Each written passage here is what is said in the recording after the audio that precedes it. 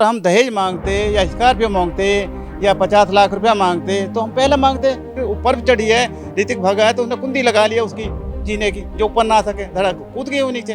उसने यहाँ खाना भी बनाया, खाना भी उस लड़की ने खाना खाया।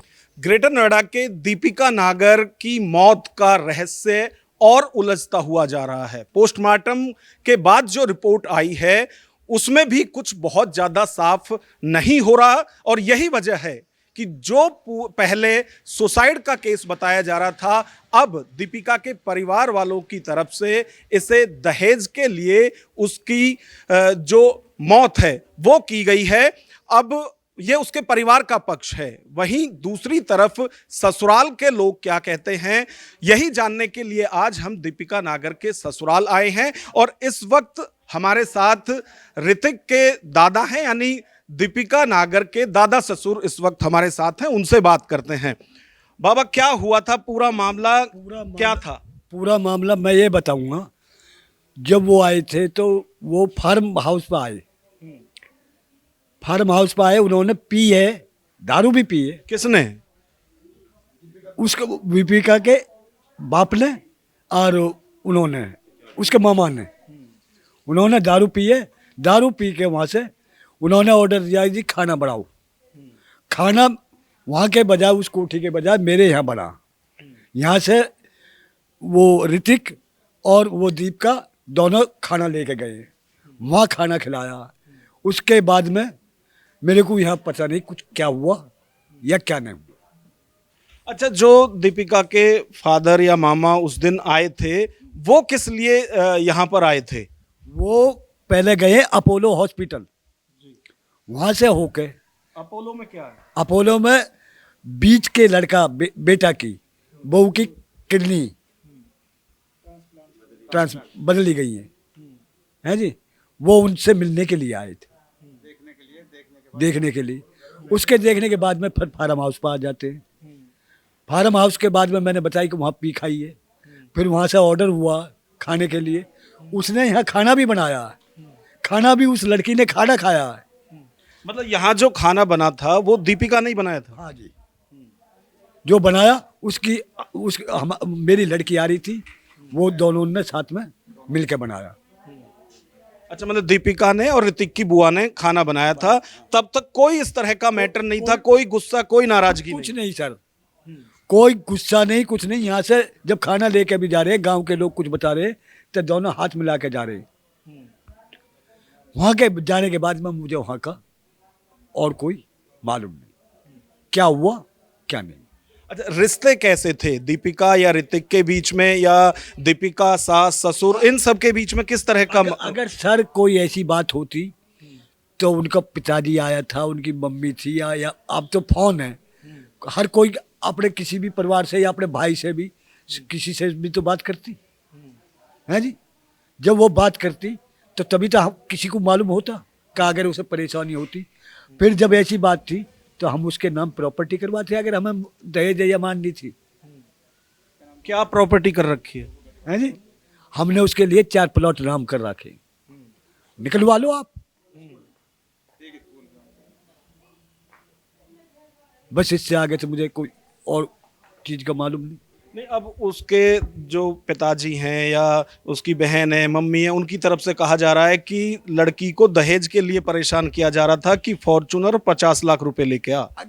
अगर हमें उसकी जरूरत होती, 2012 से हम पे फॉर्च्यूनर है, और जो आज भी उठाई गई है गाड़ी वो भी फॉर्च्यूनर अपनी तो है, जो जिसे लेके गए हैं, मंगवाई है। वहाँ किसने उठा ली? छीनी है अब, जो पुलिस वालों ने। पुलिस क्यों छीन रही है गाड़ी? ये हमको कोई मालूम नहीं क्यों छीननी। जब हमें मालूम नहीं तो हम कैसे बता दें? अरे दहेज, वही तो बात आ रही है, हम दहेज मांगते तो पहले तय हो जाती है। तो इसमें ये कहा जा रहा है कि रिश्ता तो प्रधान जी ने, जो ससुर हैं दीपिका के, उन्होंने मांग के लिया था। ये जो रिश्ता हुआ था, ये प्रधान जी ने वो लड़की देखी थी कुछ दिनों पहले, उसे देखने के बाद में तब तय हुआ था। बिल्कुल, तो ये दादा ससुर हैं दीपिका के, और ये कह रहे हैं कि जो आरोप लगाए जा रहे हैं कि फॉर्च्यूनर या फिर 50 लाख जो हैं उनके लिए दीपिका की जान ली गई है, उसको दहेज के लिए मारा गया है, दहेज हत्या का सीधा सीधा वो आरोप लगा रहे हैं। और इसके बाद गिरफ्तारी भी हुई है 4 लोगों की। लेकिन जो दीपिका के ससुराल वाले लोग हैं उनकी तरफ से लगातार ये कहा जा रहा है कि इस तरह का कोई मामला था ही नहीं। यदि दहेज ही मांगना होता तो वो शादी से पहले मांगा जाता, और घर में भी कोई इस तरह की कमी नहीं है कि इन्हें अपने शौक पूरा करने के लिए वो दहेज के तौर पे मांगा जाए। अच्छा, आप जरा बताइए, जो पूरा मामला है, लगातार जिस तरह से कहा जा रहा है कि जी दहेज के लिए मारा है, बुरी तरह से पहले पिटाई की है, या वो तो यहाँ तक कह रहे हैं कि पहले उसको मार दिया है, उसके बाद छत से धक्का दे के मारा है। ऐसा कुछ नहीं है सर, पहले कोई मार पिटाई नहीं हुई है। पहले वो अपोलो हॉस्पिटल गए हैं, अपोलो हॉस्पिटल वहाँ देख करके फिर फार्म हाउस आए हैं, वहाँ बैठ के उन्होंने ड्रिंक किया है। ड्रिंक करने के बाद उन्होंने खाने का ऑर्डर दिया है और फिर घर ही खाना बनवाया। दीपिका ने खाना बनाया, उसकी बुआ ने बनाया। खाना बनवाने के बाद भी खाना खाएंगे हम उसी कोठी पे जहाँ दीपिका और ऋतिक रहते हैं, जो कोठी है उनकी निजी, उसमें वहाँ बैठ के खाना खाया है।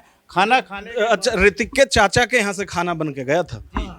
ऋतिक के चाचा के यहाँ से खाना बन के गया। वहाँ मनोज ने भी, उसके मामा ने भी, दीपिका के मामा ने भी खाना खाया है, उनके पिताजी ने भी खाना खाया, संजय नागर ने।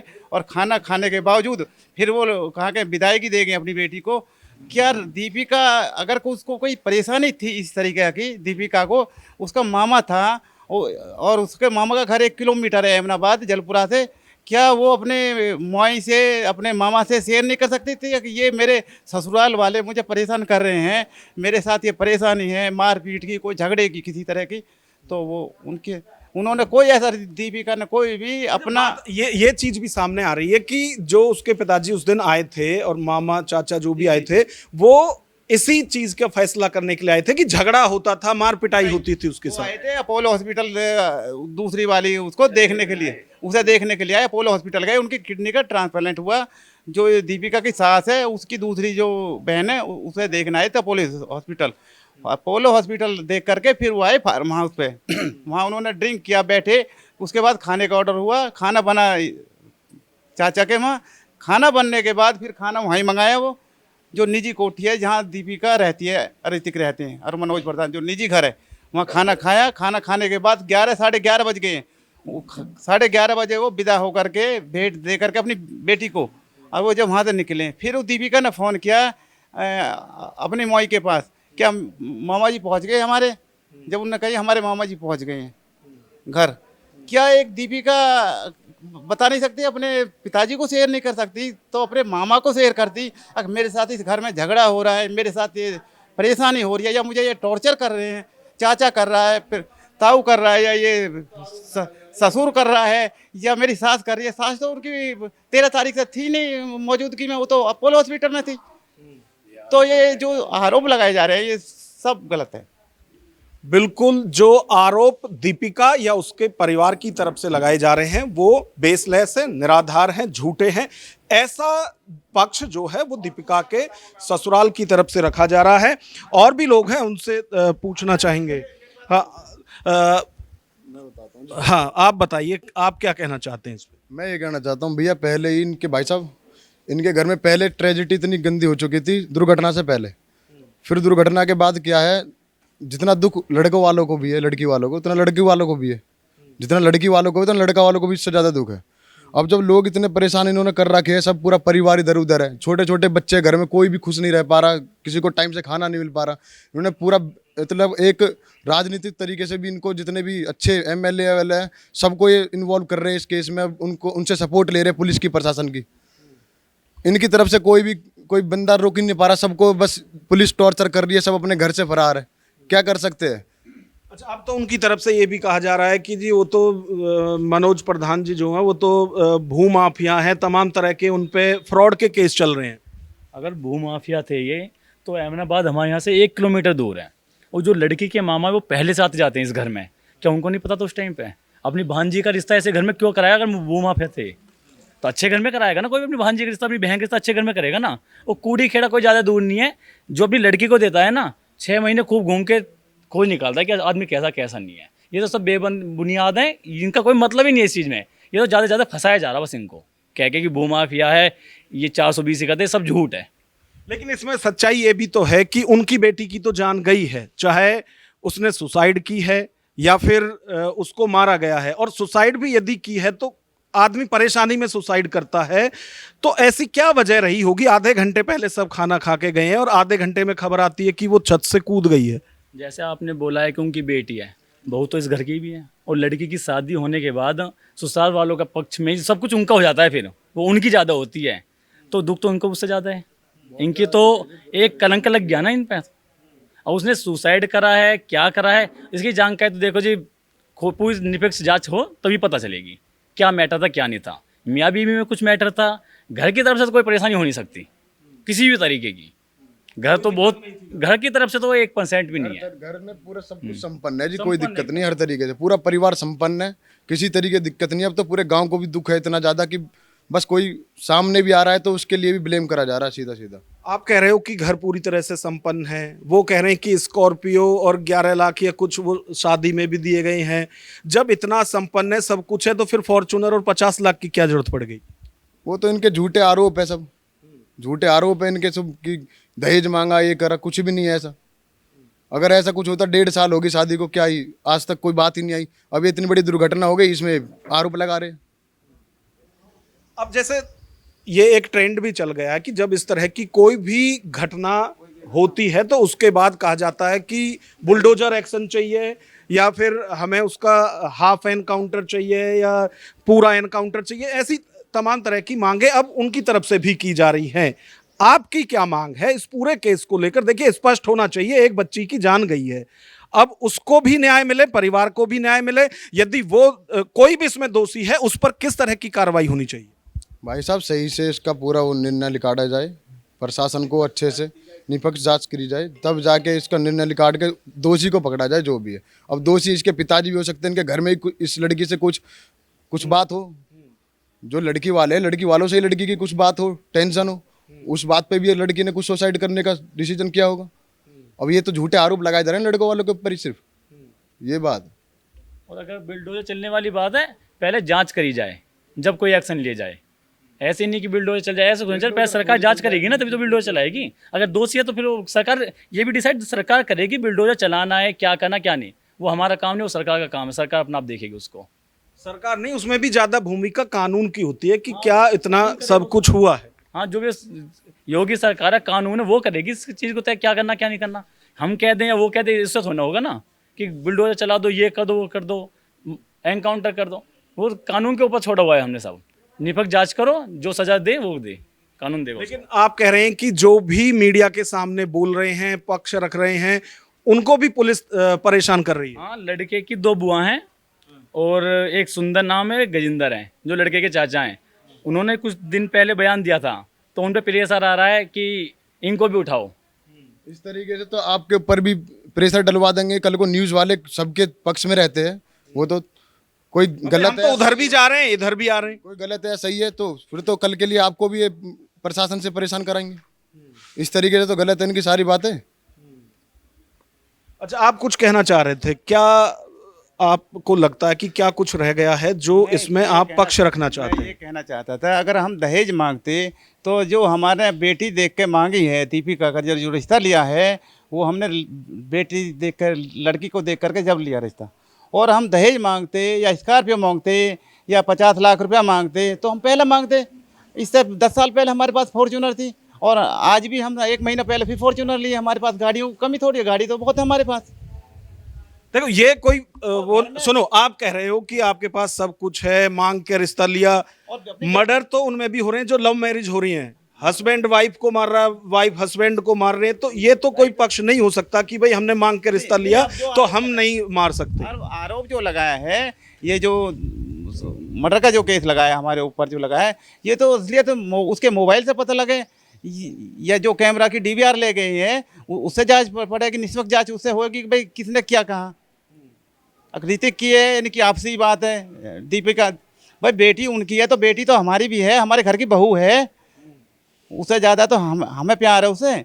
उसने कोई भी किसी तरह की ना हमसे की किसी तरह की बात अपनी बात शेयर की, मेरे को ये इस घर में ये परेशानी है, अपनी बुआ से भी नहीं की, अपने कहाँ के मामा से भी नहीं की, अपनी बहन जो दीपिका की बहन है, क्या उससे बात हुई है 11 बजे, उसने दीपिका की अपनी बहन से बात करी है, उससे भी तो शेयर कर सकती थी अपने पास। अगर इस घर में मुझे इस तरह से टॉर्चर किया जा रहा है, तो टॉर्चर किया जा रहा है, तो फिर वो अपने पिताजी के जा सकती थी, अपने मामा, उसका मामा भी ले जा सकता था उसको। अगर इस घर में परेशानी है जी, मुझे 10 दिन के लिए 5 दिन के लिए जो गृह है समस्या है वो चली जाती।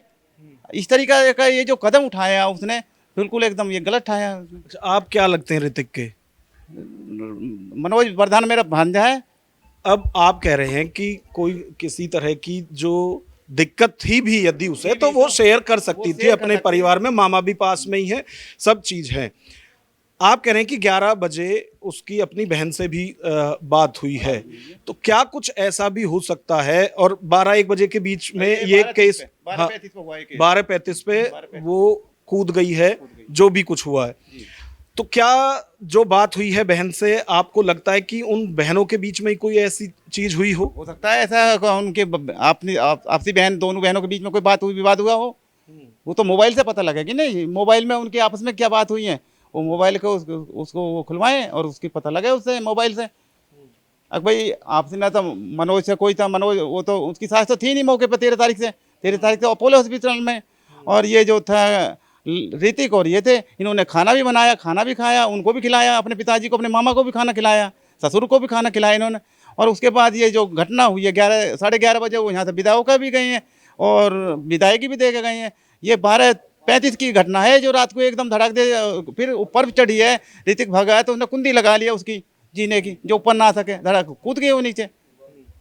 तो मतलब ऋतिक और दीपिका के बीच में ही कोई कहासुनी ऐसी हुई है जिसके बाद ये स्टेप उठाया गया दीपिका की तरफ? वो अपनी उनकी आपसी दोनों की बात क्या हुई है, या उनकी जो बहन से बात हुई है, दीपिका की जो बहन है, दीपिका ने जो बात करी अपनी बहन से, उसके बाद गर्मा-गर्मी, उसके बाद इनकी जो बात हुई है वो अंदरूनी बात है इनकी। ऋतिक ने क्या बताया आपको कि भाई क्या हुआ था? हमारी कोई बात नहीं है, जब ये घटना हो गई तो ऋतिक तो सुबह ही हमने पेश कर दिया था, अरेस्ट कर लिया था, उसके बाद हमारी कोई ऋतिक से बात नहीं हुई है।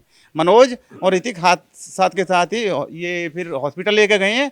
हॉस्पिटल ले जाते समय उन्होंने दीपिका के पिताजी को फ़ोन किया है, संजय नागर को, कि जी ऐसे ऐसे दीपिका गिर गई है। फिर उन्होंने पूछा कि जीने से गिरी है या सीढ़ी से गिरी है, उन्होंने कही छत से, कि होपलेस हो जाता है आदमी उस टाइम जल्दीबाजी में। फिर ये भागम भाग गाड़ी में ले जा रहे हैं, इस हॉस्पिटल में ले गए सैनी, इसने मना कर दिया।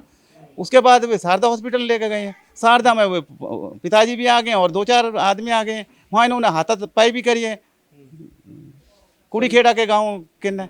फिर उन्हें फ़ोन करा, उन्होंने कही भाई हम निर्दोष हैं, हम क्यों भागें, हम क्यों छुपे हैं पुलिस से, उन्हें अरेस्ट कर लिया। भाई तैयार हैं हम बिल्कुल भी, जो भी हमारे होगी निष्पक्ष। वो कह रहे हैं कि बॉडी को वहीं छोड़ के भाग गए थे बाप बेटा दोनों। ऐसा कुछ नहीं है जी, हॉस्पिटल में है, जब वो आ गए हैं, उनको अगर ऐसा भगते तो हम फ़ोन क्यों करते उनको। उनके पिताजी के पास फ़ोन किया है, अगर आप दीपिका गिर गई है, उन्हें कहीं जीने से गिरी है, छत से गिरी है, बाथरूम में गिरी है। फिर उसने बोला कि मनोज ने कि जी ये छत से गिर गई है। और इतने होने के बाद फिर वो आ गए हों शारदा हॉस्पिटल आने के बाद 4-5 गाड़ी और आ गई हैं। इन्होंने फिर जब देखी अपनी बेटी डेड हो गई है, तब इन्होंने हाथापाई करी, मारपीट करी है। फिर 112 पे कॉल करी है दीपिका के पिताजी ने। फिर वो पुलिस आ गई, पुलिस आते के बाद अरेस्ट है। वो भगते क्यों, सबको कैसे छोड़ के, जब हॉस्पिटल में लेके अगर भगते तो लेके क्यों जाते सबको। अच्छा, जो ये आरोप लगाया जा रहा है कि बॉडी को वहीं छोड़ के भाग गए थे, अगर कोई नहीं किया था इस तरह का मामला तो उन्हें वहीं रुकना चाहिए। लड़की वाले बोल रहे हैं कि लड़का जो ऋतिक है वो नहीं गया था साथ में हॉस्टल में, वो साथ में गया था, वो वहीं रहा था। जब उनके ऊपर मारपीट स्टार्ट कर दिया उन लोगों ने, लड़की वालों ने, तब वो साइड में थे वो, नहीं तो वो साथ में ही गए हैं, बिल्कुल हॉस्पिटल लेके गए हैं। एक हॉस्पिटल ने मना कर दिया, दूसरे में लेके गए, वो वहीं रहे हैं। लड़की वालों को बुलाया उन्होंने फ़ोन करके। फिर उनके बाद उनके ऊपर जब मारपीट स्टार्ट कर दिया उन लोगों ने, तो तब वो जाके साइड हुए, फिर पुलिस आई है। अच्छा, ये कहते हैं कि बेटी की डोली जो है वो घर से उठती है और अर्थी ससुराल से उठती है, तो क्या वजह रही कि उसे यहाँ लाने के बजाय कूड़ी खेड़ा वाले लेके गए? कूड़ी खेड़ा वालों के पास सब लोग, गांव के मौजूद लोग, बड़े बूढ़े सब इकट्ठे होकर गए थे। उनके हाथ जोड़े, उनसे रिक्वेस्ट करी, विनती करी, उन्होंने बिल्कुल मना कर दी। उन्होंने मार पीट पे उतारू हो गए सब लोग वो, और हमारे कुछ लोगों को 3-4 लोगों को मारा भी उन्होंने। तो उस तरीके से सब वहाँ से आ गए, फिर नहीं दी उन्होंने बेटी। अच्छा, आप क्या कहना चाह रहे थे? जो भी आप पूछे सर कि बॉडी वहाँ छोड़ करके भाग गए, ऐसी कोई बात नहीं है, क्योंकि मैं भी गया था हॉस्पिटल और वहाँ पे ऐसा हुआ कि मनोज भैया को जो लड़की वाले सब हैं वो थप्पड़ ऊपर मारने लगे थे काफ़ी, और उनके साथ एक सुरेश भैया थे, उनको भी मारने लगे थे। तो वहाँ के जो बाउंसर वगैरह हैं सर, उन्होंने बचाया, गेट तोड़ करके पीछे वाले गेट से भागे सारे लोग। तो सर ऐसी कोई बात नहीं, मनोज भैया फिर भी वहीं पे थे, और ये जो इल्ज़ाम लगाया जा रहा है सारा झूठा है। मैं वहाँ था सर, आप अपना वो वीडियो देख लो, वहाँ का सारा कुछ देख लो। सुबह जबकि पुलिस वाले ने जिस गाड़ी से लेके गए थे बॉडी, उस गाड़ी को वहाँ पे बंद भी कर दिया था, लाने के लिए नहीं दे रहे थे। और उनके बाउंसर, जबकि उसे नहीं पता था कि हम भी वहीं पे रात में थे, वो बाउंसर बोले कि भाई रात ऐसे ऐसी बात हुई है। तो वहाँ के वीडियो में सब कुछ है। अगर जो ये आरोप लगा रहे लड़की वाले कि बॉडी छोड़ कर गए, तो ये पूरी झूठा है सर। क्योंकि वहाँ का हम झूठ बोल सकते हैं, आप कोई भी झूठ बोल सकता है, लेकिन सिर्फ जो वहाँ वीडियो बनी है वो झूठ नहीं बोल सकता सर।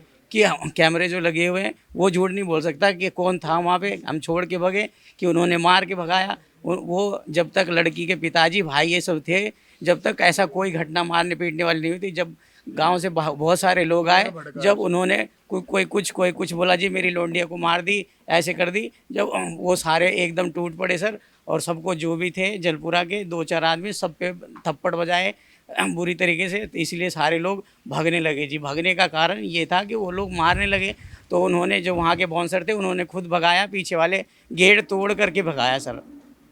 और ये बिल्कुल झूठ है सर कि वहाँ हम छोड़ के भागे। अच्छा, जब पहले कौन आया था? संजय नागर जो है, जो दीपिका के पिताजी हैं, वो आए थे, तब उनका रिएक्शन क्या था अपनी बेटी को देख के? बिल्कुल भी ऐसा कोई रिएक्शन नहीं था जी, कुछ भी। और ना तो बिल्कुल शांत पड़े थे, शांत ना तो कुछ कह रहे थे। और उनके साथ 1-2 लोग थे जिन्हें मैं नहीं जानता जी, वो सब भी कुछ नहीं कह रहे थे। जब बहुत सारे लंढेर आए गांव से, उन्होंने ये सब करे जी, मारा पीटी। और ये तो एक तरफ दीपिका के फादर हैं, उनका पूरा परिवार है, जिनकी तरफ से आरोप लगाया जा रहा है कि उनकी बेटी को एक फॉर्च्यूनर और 50 लाख रुपए के लिए मारा गया है, और वो डिमांड पूरी नहीं की तो उसकी कीमत दीपिका ने जान देकर चुकाई, या फिर किसी भी तरह से, आज चाहे उसने सुसाइड की है या फिर उसको मारा गया है, दीपिका आज हमारे बीच में नहीं है। और अब जो ससुराल पक्ष है, उनकी तरफ से भी यही मांग की जा रही है कि यदि दीपिका के माँ या बाप, उनकी तरफ से कहा जा रहा है कि बुलडोजर एक्शन हो या एनकाउंटर हो, तो ये भी चाहते हैं कि निष्पक्ष जांच हो। ऐसे ही जो आरोप लगाए जा रहे हैं उन पर आंख मूंद कर भरोसा ना किया जाए। कैमरामैन विवेक के साथ Nagendra Bhati, news watch India, greater Noida.